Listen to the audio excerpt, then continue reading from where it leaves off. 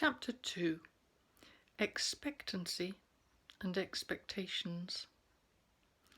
Our Bible reading is from Luke chapter 7, verses 24 to 28, and I'm reading from the UK translation, New International Version.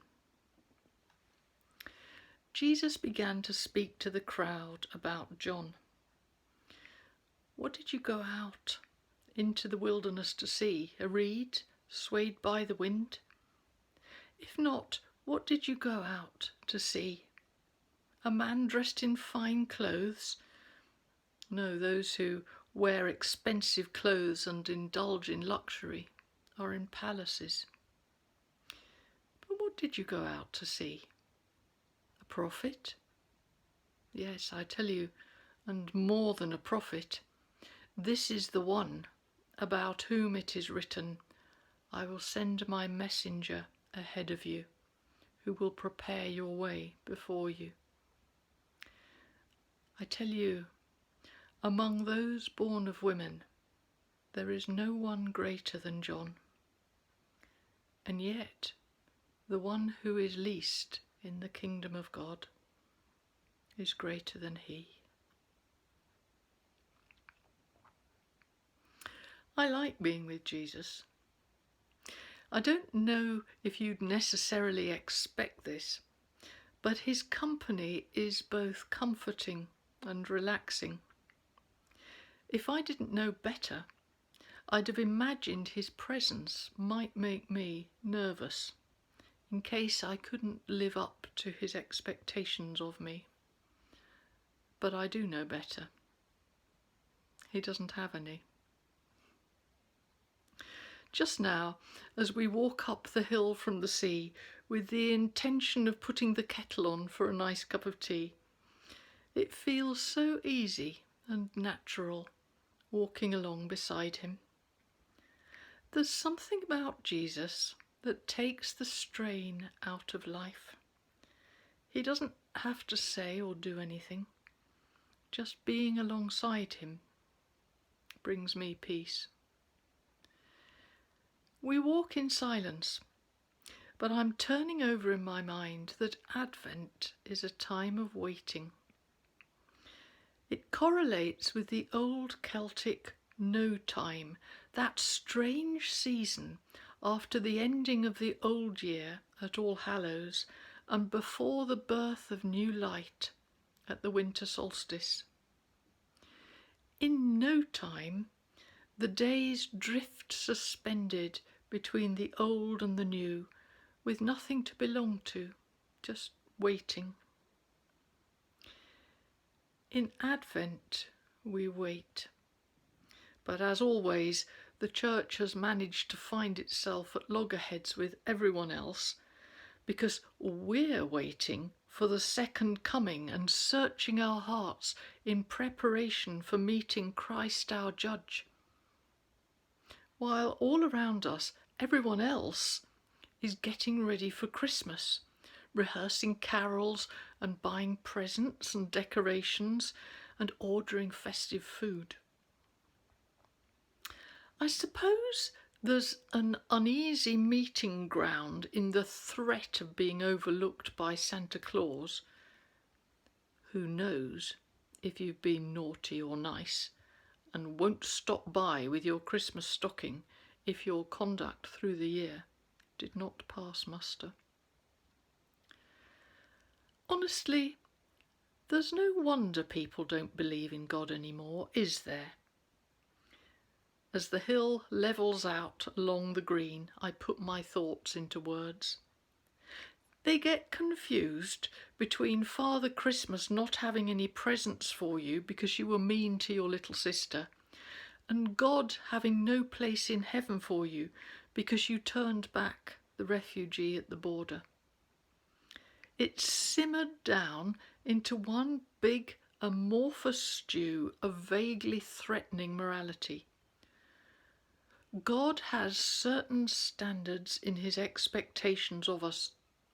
Oh wait, is that Father Christmas? The more I think about it, the more it feels like a power game to me, controlling people's behaviour through punishment and reward.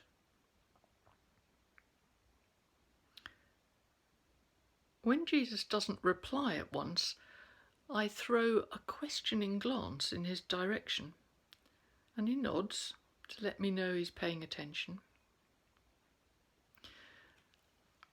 "I know what you mean," he says, "but all of it, was never meant as a threat. It was supposed to be a promise."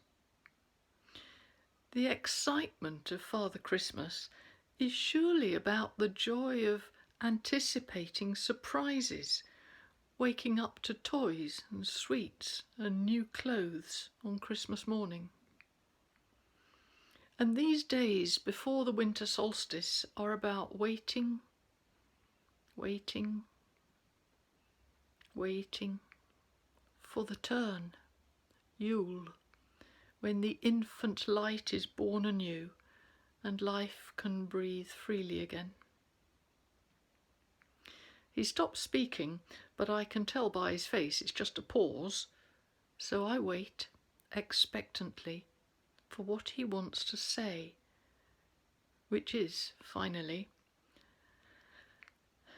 "And judgment, well, that's not meant to be frightening. It's supposed to be something to look forward to. Understanding at last, as truth shines clear. Healing at last, after struggling along with bad memories and old hurts and rotten systems. The judgment of God is always in our favour. God is never against us. The only time it's ever bad news is when someone's been relying on secrecy to run a scam or perpetuate abuse.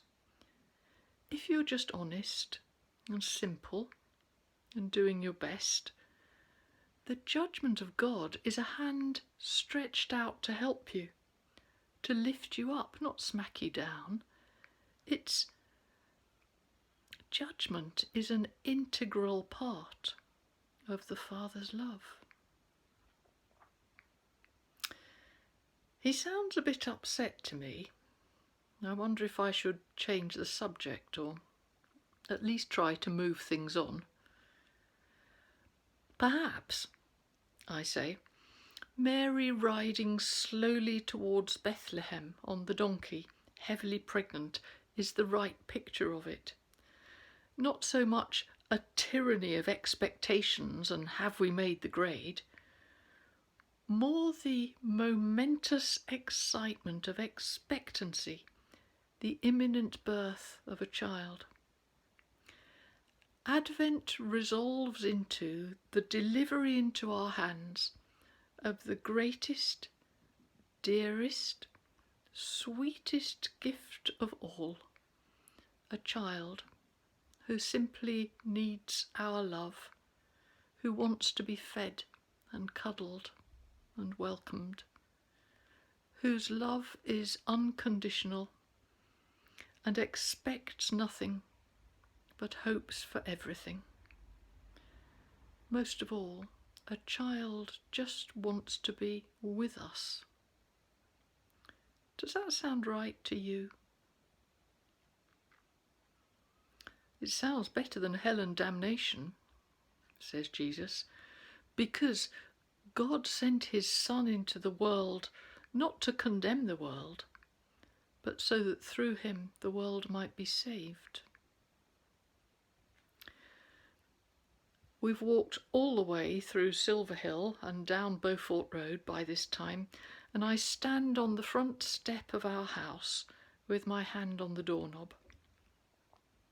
"You are coming in," I say to Jesus.